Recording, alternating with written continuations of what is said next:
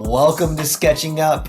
I'm doing the intro. It's me. It's Matt. And we have Matt and Chris here. Oh my God. I have the intro. I could say whatever I want. I could talk all the shit I want about Chris, but I can't. I won't because this is my favorite week. Yes, Chris is here. I'm acting like he's not because this is my intro. He should not be talking. But this is my favorite week of the year. It's Comic-Con week. Like, oh my God. But hey, but first, as Chris does, go ahead and follow us. Follow us on Sketching Up Pod on Instagram, on YouTube, on Twitter, on TikTok, on YouTube again, because we love YouTube views, all of that. This is my problem as well. I do the intro. I know all it really matters is like 3 of them, but I try to name them all. And we don't have to name Facebook. We don't have to name Twitter. We don't do anything on it. Yeah, we don't. Okay. Chris, shut up. This is my intro. Okay. Oh, yeah. All right, go ahead. It is my intro. Welcome to Sketching Up, guys. I'm Matt. This is Chris. This is a great weekend for me because it's Comic-Con weekend and I love Comic-Con weekend. But what's going on, Chris? You've been busy today.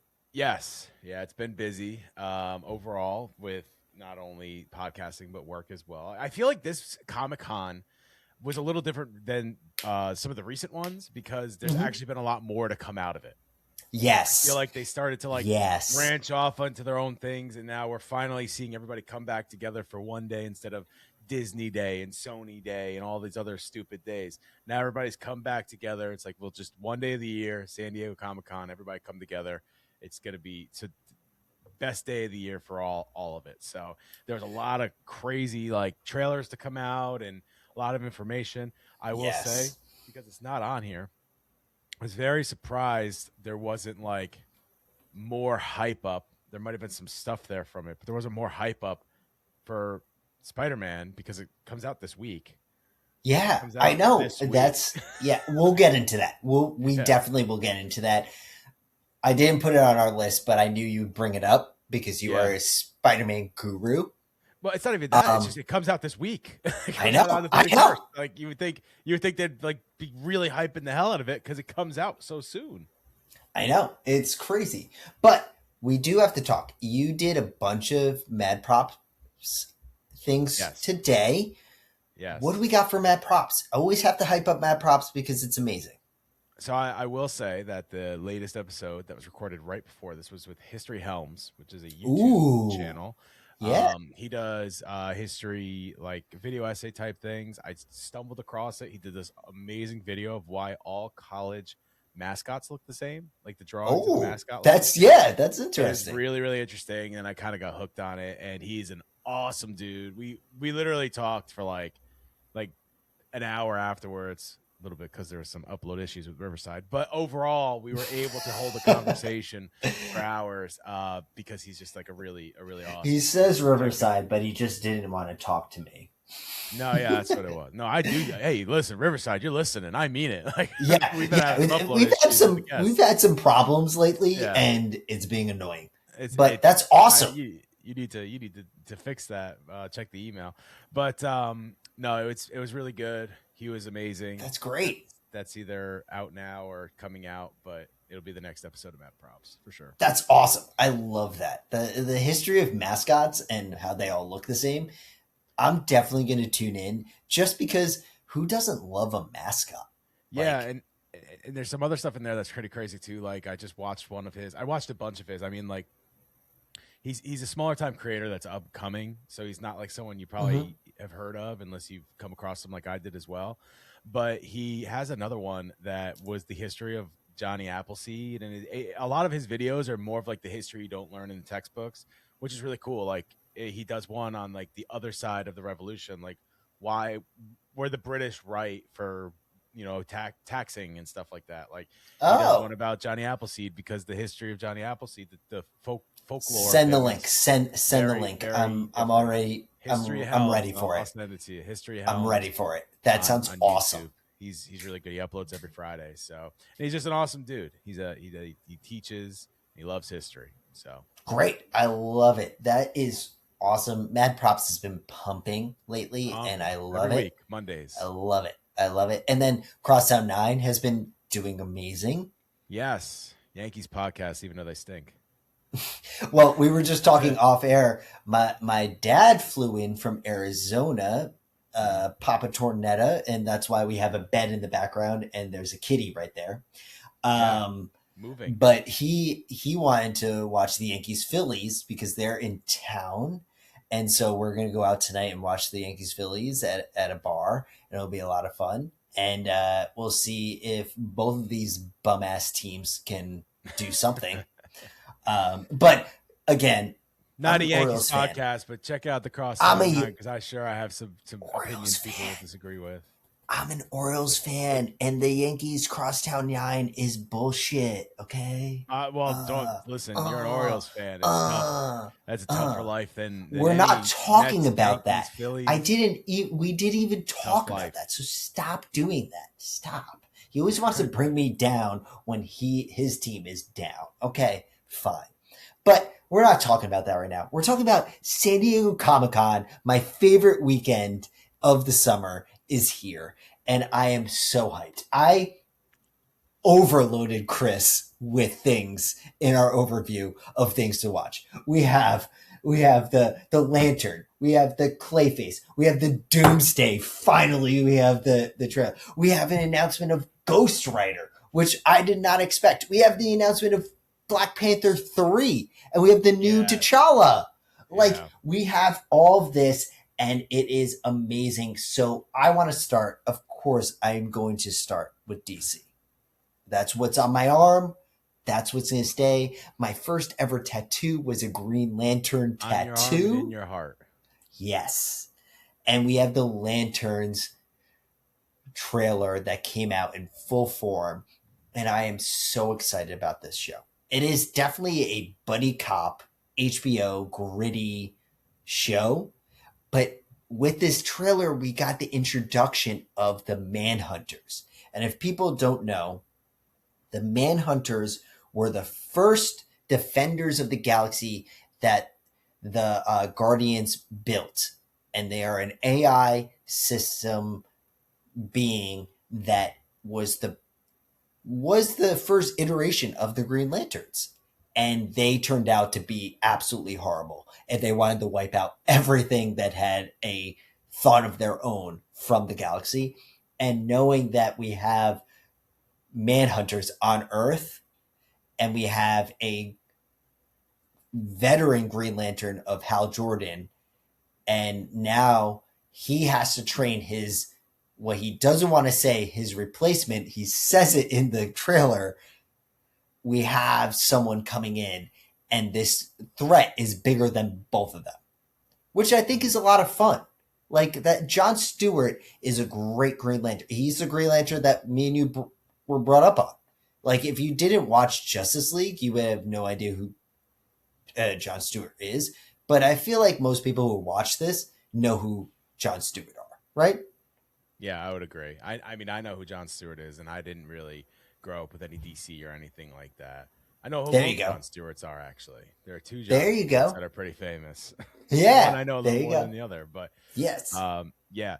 I think for the future of DC, watching this and Clayface and some of the other ones that have come out is really good. Like they look like they're on the right track, and their track record so far has been pretty good with what they've been putting out and everything. Now, I wanted to ask you this. I probably won't see any of it, but that's not a DC thing. It's more of a I don't see anything thing. Well, I'm gonna force you to watch Lanterns. I'm gonna force you to watch it. Okay, but I want to get your take on someone who's outside the veil, who's outside anything. You watch the trailer in speed, whatever you wanted to. When you see these characters, and you know, we've watched Marvel movies, we've watched DC movies, you've seen them, everything. When you watch this trailer, what kind of feeling did you feel on this one?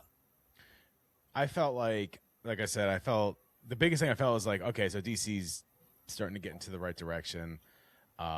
Even when you watch like the old trailers from the DCEU, they didn't get you as excited. Like, you might get excited because Batman was in it, but you didn't get excited because of the content you saw within it. So like, just like you're saying, like, yeah, I could hear you're getting excited because it's a buddy cop. Buddy cop movies and superhero movies have always been successful. We've seen that a bunch of times with even as recently as Deadpool and Wolverine, right? Like, it was a buddy cop movie. So picking that kind of genre for something like this, I think is going to really help it out. But the fact that they're doing things that don't seem like, all right, this movie is going to be carried by the character that is there. It's going to actually be carried by the movie. Should be exciting for people that want to go see it. Well, yeah, and I think the best thing from this trailer is that they showed us that it isn't all on Earth. Yeah. Because you can't tell a proper Green Lantern story when it's just on Earth. Because most of Hal Jordan's story is out in space. And John Stewart's story, yes, is based on Earth. And I think that's why they have, like, the grounding plot is something's happening on Earth. But he's the one to figure out, oh, there's a whole big universe out there that I have no idea. And from a person who has, military family, you're the people I know, they're ready for any type of threat on Earth. What if you put someone who's been ready for any type of threat on Earth has to deal with threats abroad, more abroad, How do you say abroad that counts as space, as the space sector that they have to patrol? And I think that's a really cool element that they're bringing into this. Like, oh, he's realizing that it's not just here on Earth that he has to protect. There's a bunch of star systems that he has to go and make sure that there is safety everywhere. And I think that's cool. I from the first teasers that they brought in, it looked like it was just like an Earthbound story, because obviously they're both from Earth. But no, this trailer, you saw everything out there. And then we finally see one of the big bads of DC, Sinestro, who's already in jail. He's already in one of the space cells that they locked him up in. That's going to be a huge point in this. I think that's going to be a very, very fun story to rope in when you think of Hal Jordan's kind of being pushed out. Like, they gave us that instance of, Hal Jordan is one of the best Green Lanterns, if not the best Green Lantern that they've ever taken. But in this story, it sounds like Jon Stewart's his replacement, and they're looking to push Hal Jordan out, and they'll just have Hal and Guy in this. And we do see Guy Gardner in this. We have Nathan Fillion, which he did a great act during Comic-Con. I don't know if you saw the video where he came running onto stage and he was like huffing and puffing. Yeah. And he was like, guys, I don't know if I lost the email invite, but I don't know if there's a huge building with my face on it for the Rookie that he does the show. And that was a big thing at Comic-Con this year. And he's just like, I don't know why I wasn't invited to this. And that was amazing. So I'm very excited. And you brought up Clayface. Clayface is a psychological horror movie. That is not going to be a normal superhero movie that we're getting. And I'm so ready about it. Like, I'm a huge horror fan. I love horror movies. I'm a horror person. I've been watching horror movies ever since I got HBO Max back. Just watching a bunch of horror movies. This is not going to be the happy story people want to see. This is not going to be it. This is the way that the trailer put it. It seemed more like an A24 movie to me.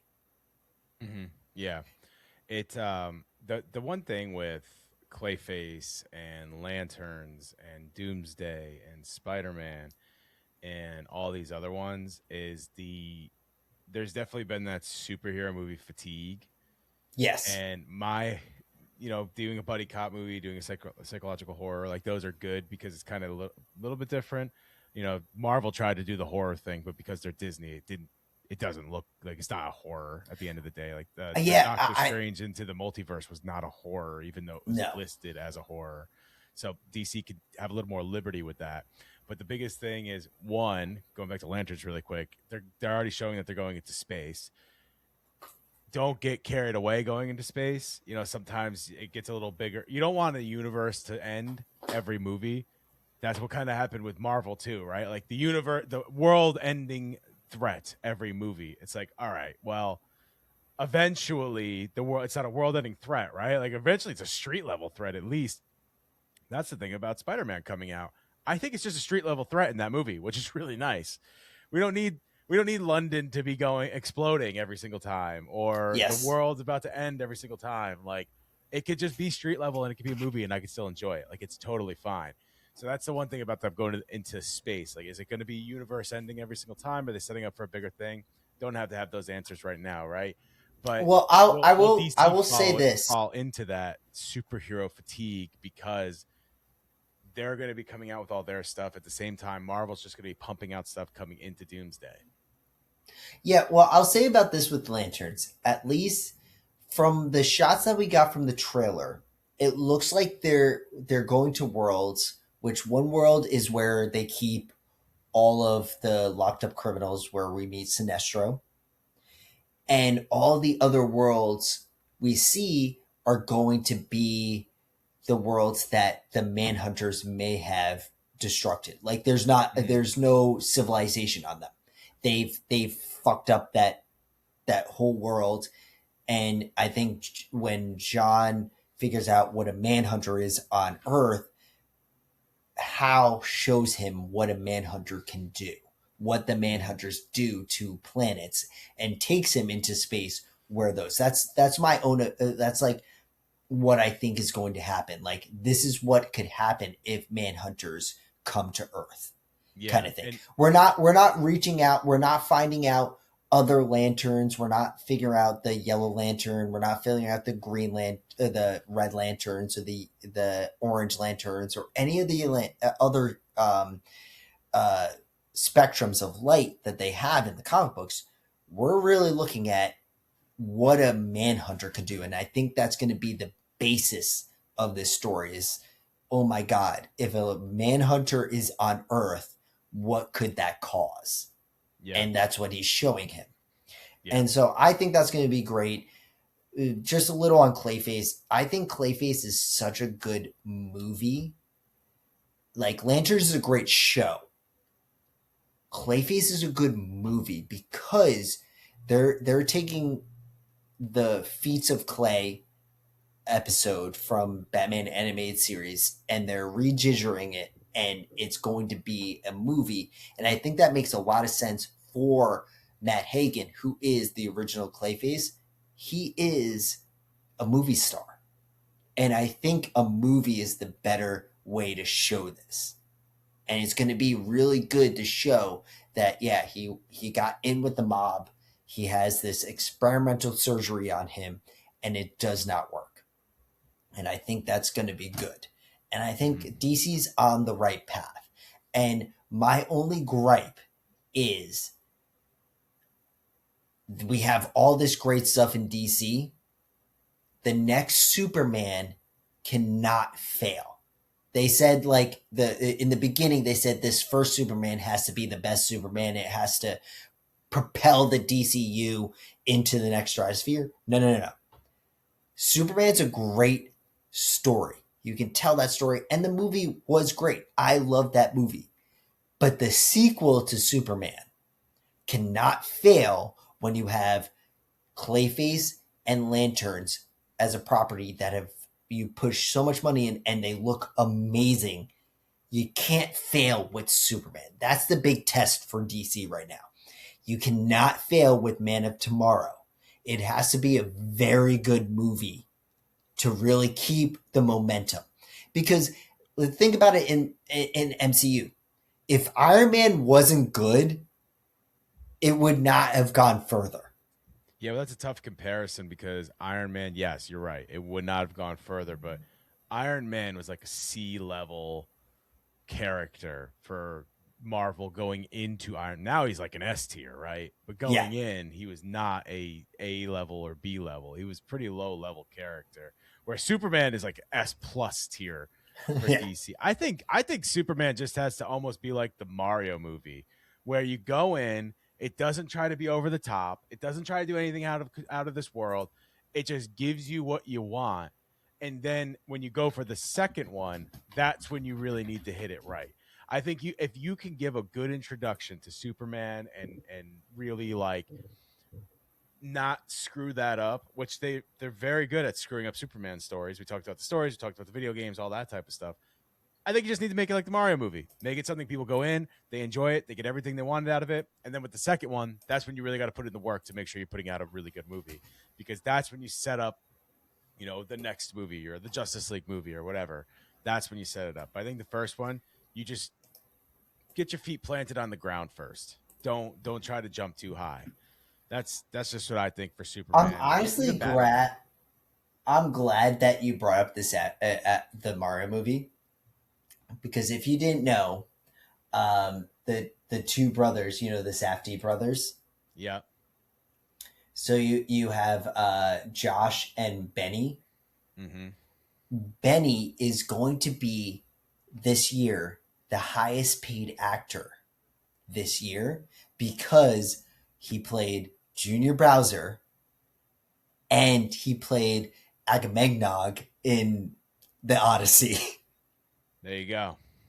Yeah, and that's insane, because the Odyssey by the end of this week is probably going to reach $1 billion. Wild. And no, I have not seen it. Me neither. As of this recording, I have not seen it. I will see it this week because my dad wants to see it. So I already have tickets for me, Carrie, and him to go see it at a 70 millimeter theater. The theater in Pennsylvania broke down, and I scheduled it to be there. Yeah, it broke down. Can't go see it there. Can't see it. Nope. Rescheduled it. We're gonna drive to Delaware, and there is a 70 millimeter theater there that during the premiere they premiered it, that will be sitting in the same seats as previous President Joe Biden. There you go. The Biden Theater, they call it. Yeah. Biden. That's where he's going to see the Odyssey as well. That's where he's going to go see it, down in Delaware. There you go. But good for the Safdie brothers. Good for Benny Safdie. I think he's a great actor. He was in Oppenheimer. He played amazing. Junior Bowser was great. I liked him. And I can't wait to see him as Agamemnon. He wasn't the reason that the movie was rough around the edges. That's for sure. No, it was not. But let's talk about, what were your thoughts on the Doomsday trailer? Because you saw it, you watched it. What did you think of it? I thought it was fine. I didn't think it really gave away anything crazy other than all the characters that are going to be there. But we already knew all the actors that were in the movie, right? So we just got to see a first look at them. To some people, it may have been underwhelming, and it was, but that to me is a good thing. I don't need them to give away a lot. Let's actually.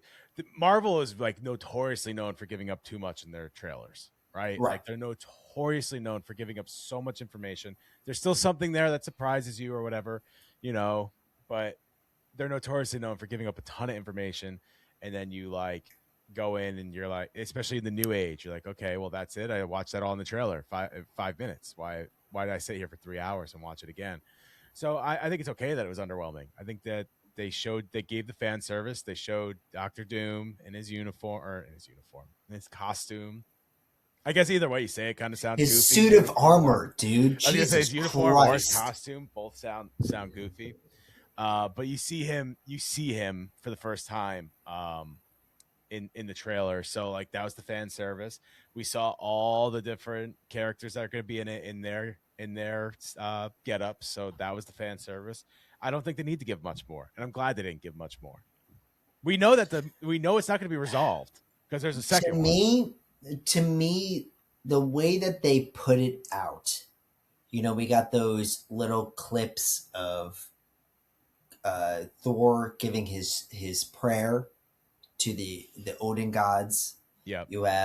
You have Chris Evans, and we see he has a baby, like all this, and then we get to this trailer. To me, that's what made it underwhelming. To me, that they built up all this hype, and then we get this trailer, and it was underwhelming for me. It wasn't that it wasn't exciting. I was scrolling Twitter until they dropped it. I was ready for it. I wanted to see it. Like, I wanted to see Doctor Doom. I wanted to see all of this, and it didn't take anything away from this, but to me, it was underwhelming. It didn't, and I get what you're saying. Don't show your hand. Don't show your hand. Yeah. It's poker. Don't show your hand. That's fine. People are going to go see it anyway, so why are they going to give away a ton of it? Is basically Of how course. I feel about it. Yeah, and I get that. But to give us a little more context, a little more of not what we want to see. Like, I didn't need to see Thor being like, "Is it really you?" And then he catches Mjolnir. Chris Evans, Captain America, catches Mjolnir. I didn't need to see that. What I would want to see in a clip is more Doctor Doom. This is called Doomsday. Let's see him a little more in a cut of, we do not know what's going on. We don't know. Let's hear his voice more, because we only heard his voice for 20 seconds of that trailer. I don't think you want to give that much away of Doctor Doom, though, because there's going to be a big twist with him. I still think, he's going to pull off the mask. They're going to see it's Robert Downey Jr. and they're going to be like, Tony? Like that kind of thing, because he's going to... No, you need to do your Mr. Stark impression. Mr. Stark impression? I don't really have a Mr. Stark impression. Every time we've talked about this, you've gone, it's funny. You're talking about this. Yeah, Mr. Stark? Spider-Man. Maybe Spider-Man pulls it off and goes, Mr. Stark? But yeah, I love it. I love every second you do that. It's good when I do it, but we're gonna be pissed when we go to the theater. We called it 2 years ago when he got announced in the first place. But that's the episode we're gonna re-release. I'm gonna find that episode, and I'm gonna re-release it the day after Doomsday premieres.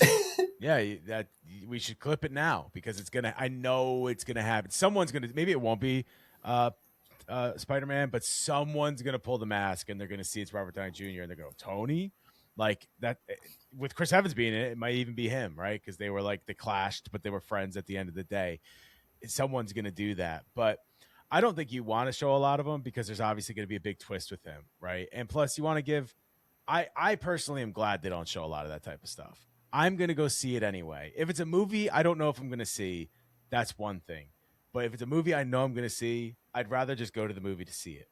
As you already know, I don't really go to the movies. So like, I don't want to see a bunch of Doom. I didn't want to see all the characters even. Like, I enjoy, but I get you. No, yeah, I don't need to see the X-Men, the old X-Men. I don't need to see any of that. I need to see what they're trying to set up. And I want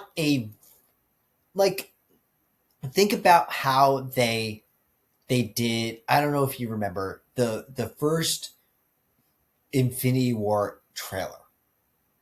The voiceover was Thanos, and he was talking about what he wanted to do, and that was it. And we just saw little slices of what was going on in that movie. Yeah, but you just heard Thanos, right? But throughout, Thanos was already established in a bunch of movies, which yes, there's been a couple of them with Doom, but we haven't even heard him talk. Yes. So the big thing that was coming out around Comic-Con was that a lot of people were saying, "Oh, they didn't set Thanos up the way that they set Thanos up the way that they didn't do Doom." Okay, because we saw Thanos in cuts at the end, the post trailers and stuff like that. We saw him just sitting there, and then we saw him say like, all right, fine, I'll do it myself type of thing and take the gauntlet and all of that.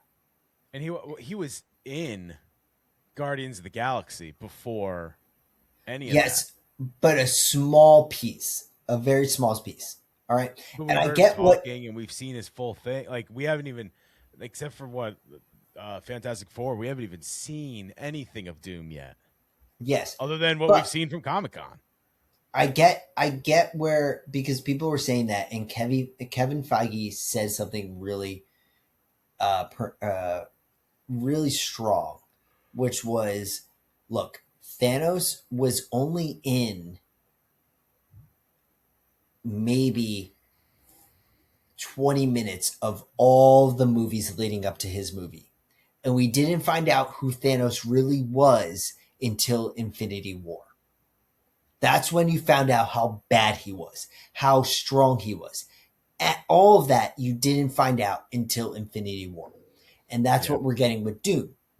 But my only thing is, through the marketing and the trailers of everything leading up into Infinity War, you had a taste of Thanos.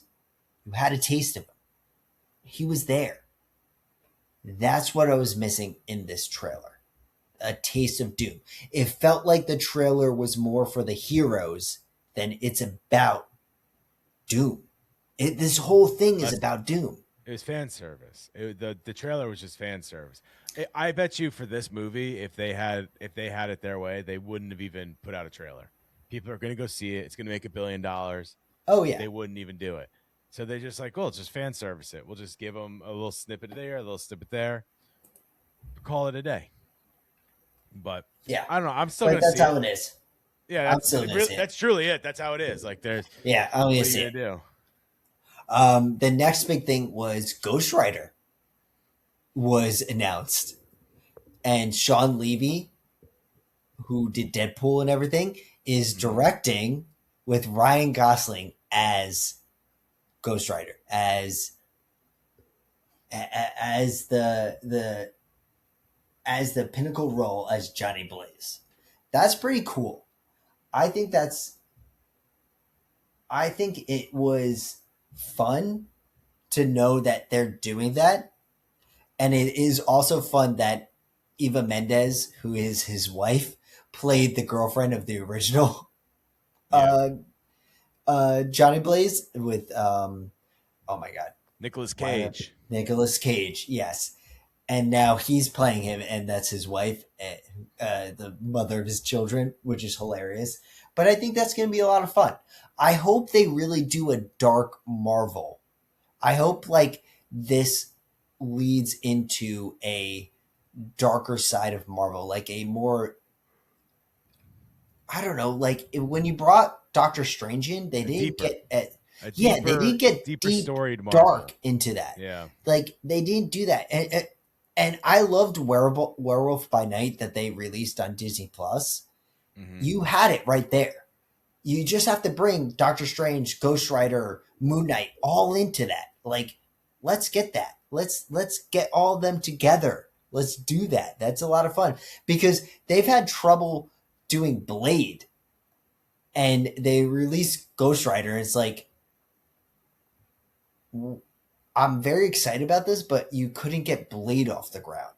How could you not get Blade off the ground? That was also a lot of behind the scenes stuff too. There wasn't just like Mush Ali is Blade. Like I could see him as Blade. Like that's such a good casting. And then now they have Ryan Gosling, who has played like a motorcycle guy in the past. He knows how to do this. I really hope this goes through. I'm very hesitant. Already? Like I could have sworn I already knew this was fan casting. That's why. Change my. Keep talking. I thought this was announced before, but it must be the fan casting because I was like, when they announced it, I'm like, oh yeah, I know, I knew that already. Like I've never seen it before. But I knew this already. But this is another one, right? Like where they're just kind of taking. The thing with Marvel right now that's a little upsetting is they're just taking those characters that they now have the properties for and just kind of throwing them out there. And I don't think there's a real like story behind it. I think they're just doing it because they have like. There's no way he would have been announced right now. Like, let's take Ghost Rider So off the table. what the thing is Sean Levy and Ryan Reynolds just finished production on Starfighter, the new Star Wars show that's coming out, Uh-huh. and apparently they're all about it. They're all about this show, and that's what they think is giving the the momentum to go. All right, Sean Levy and Ryan Gosling, let's do Ghost Rider Yeah, because he no, did a great I job understand. with Deadpool. I understand all that. That's not what I mean. That's not what I mean when I'm saying that. I'm saying, let's say Iron Man comes out and Marvel owns every character. The MCU, let me say the MCU owns every character. Fantastic Four, X-Men, they would have already been made. So now they're trying to shoehorn in all these characters because they just got them back, right? After Right. Endgame, now they get all these characters back. So they're trying to shoehorn them in, and that's why you see a lot of characters coming back. They're like, well, we know Captain America works, we know Thor works, we know the Hulk works, we know these guys work because we've seen them on screen. Not to say they wouldn't work anyway, but like they've literally seen them work. So now they're trying to bring it all together like they would have back in 2008, 2009, but they just didn't have them at the time. So like Ghost Rider, I'm sure it'll be fine, but I just don't. I just feel like it's another one they're just kind of putting in there because they have the rights to it now. So Talia thinks that Ghost Rider is the winning ticket. She's the winning ticket. Is the winning ticket. Is Marvel's. But if Doomsday doesn't do well, Talia is the one, and she says Ghost Rider is the winning ticket. But I don't agree with her, so I toss her on the bed. If Doomsday doesn't do well, there's going to be big time problems. For yes. Sure. Especially. But I agree with you. I agree that they're pulling something from the 90s and trying to do something that, I don't know, if Blade's from the 90s. Like, it just doesn't make sense to me that they're going all out for this and they couldn't get the Blade movie off the ground. Yeah. Well, that's what I mean, because they get Blade back and they're like, now we need to put Blade in here, but they don't have a story for Blade. So they've announced it. They've announced the actor. They've put him into a post-credit scene. And now we're just all waiting, but it wasn't the right time for it yet. Like it was, which is crazy to me. Which is crazy to me that we have like Daredevil, Spider-Man coming back to just the New York scene. Blade is a New York character. He's all New York. That's what you do. You don't need, like you always say, it doesn't need to be a world-ending event. What if there are vampires running through New York and he's just dealing with it? Like, you can do that. Yeah.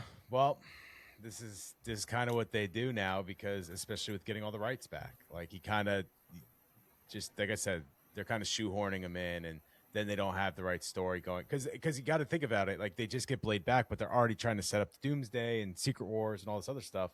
So you just get that one back, right, but you already have the story for the next 10 years written out. That was the thing about the first Marvel that people don't really, they're always trying to compare the two. The first 10 years of Marvel was mapped.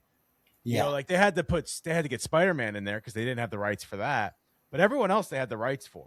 There was no one else that came in that they got last minute. They had that thing mapped out from the get.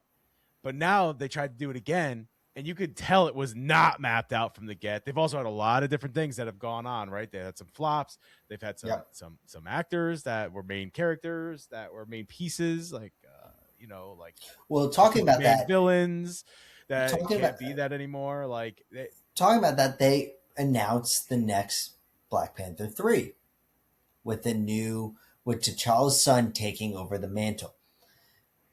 To me, and Ryan Coogler's back, I think he's one of the best directors right now. He's a great director. To me, I saw a lot of people going like, this kind of doesn't make sense because he's the actor that I've been playing is already in his 30s, and the last time we saw him, he was like 6 years old. Yeah. and they're aging him up quickly, and I'm sure they'll do some time skip something, and I guess they have to introduce him after Secret World Wars because they're just going to rewrite the whole thing. as they, I love Chadwick Boseman not only as Black Panther but overall. Oh God, he was so. They good. should have done that from the beginning. Like, yeah, they should have just put in somebody. They should have replaced him. You're not replacing him. God, like I can go off on this one. You can replace the Hulk. Edward Norton was the Hulk. You can replace what was his name that became that both of the main characters that came out of the Hulk were replaced. Yep, both of them. Bruce Banner was replaced, and then what's he becomes Tony Stark's right. He becomes War Machine. John Cheadle takes over. John Cheadle comes in. He wasn't originally in it either. They brought him in all because of budgets. But now a legendary guy passed away, but we're like, well, we got to honor him. But he was a vital part of the next part of the story. Like, vital. He was going to be one of the main leaders. It was going to be Spider-Man. It was going to be Black Panther. It was going to be Doctor Strange. Thor was going to stick around. Hulk was going to stick around, right? Mm-hmm. I truly think they should have, you could still honor him. Honor him by continuing the legacy of the character. Don't just bury the character. And now it's like, yeah, I get it. It's going to be T'Challa and everything, but it's going to be his son. So it's still a different character. You know what I mean? At the end of the day, it's still a different character than something great. They had a chance to do it where T'Challa's son wasn't, because T'Challa's the woman that he fell in love with in the movies, at least in the MCU, fell in love, and then we haven't heard from her for years until the end of Black Panther 2, and that's years in our years and in comic book years and in movie years. He could have already been an adult by that time.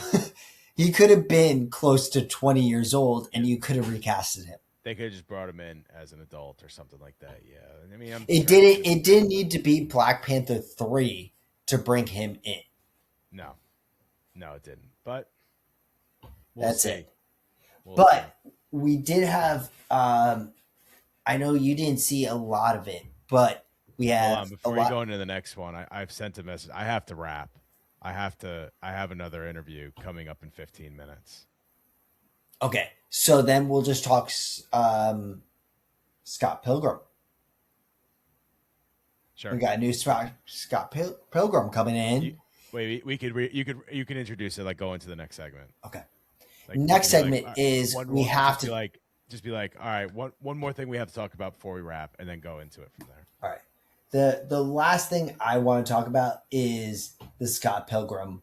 Next, we have a new story coming out of Scott Pilgrim, and it is so amazing.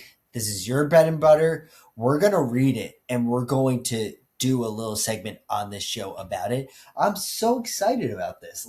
I was not ready for it. I'm interested to see what happens. Brian Lee O'Malley has been putting out things about Scott Pilgrim ever since it ended, from video games, TV shows, figurines, little runoff stories that he puts on his Instagram and stuff like that. So I'm interested. This is like an official addition to the story. I kind of like how it's kind of like a Sonic Metal kind of vibe. Yeah. I mean, it goes back to the original vibe, right? Like the whole thing is video game vibe. That is what, the book was about. So it makes sense in that way. I'm just interested to see, do they pick it right up where it was? Is he going to be aged up? In real life, if you took how old he was then to how old he is now, he'd be in his 40s or something like that. So are they just going to keep him as a 20-something-year-old? I'm interested to see what they do. It's happy to see him back, but that Scott Pilgrim, the original run, the 6 books, means so much to me because it's my favorite. It's my favorite storyline of any kind of comic book. I guess that technically we call it graphic novel, right? It's not a comic book, but it's my favorite. It's my favorite run of anything like that.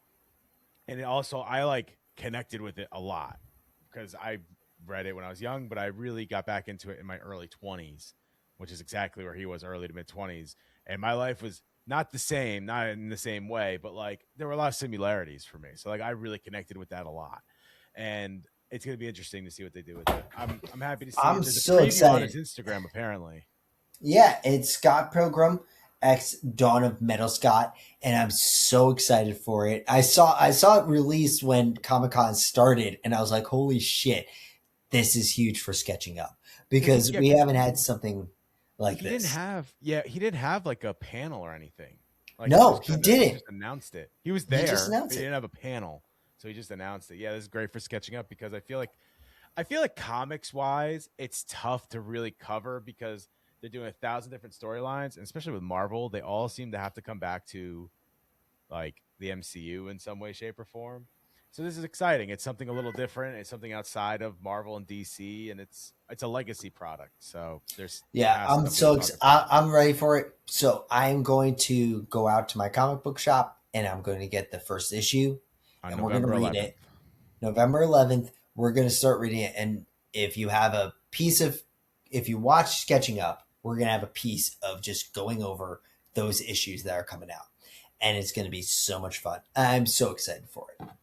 Me too. I love Scott Pilgrim. Maybe I'll have to go reread the entire series again. Cool. All right. I've done it 600 times. It'll be 601. Oh, shit. There you go.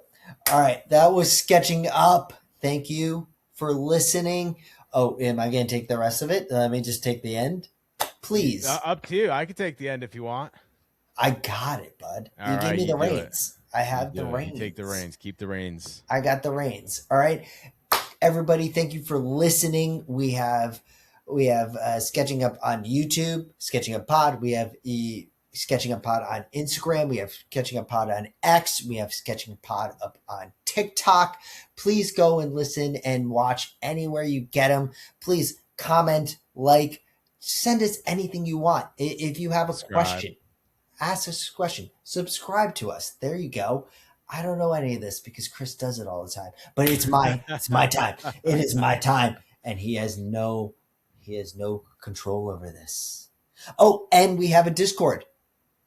Follow the Discord.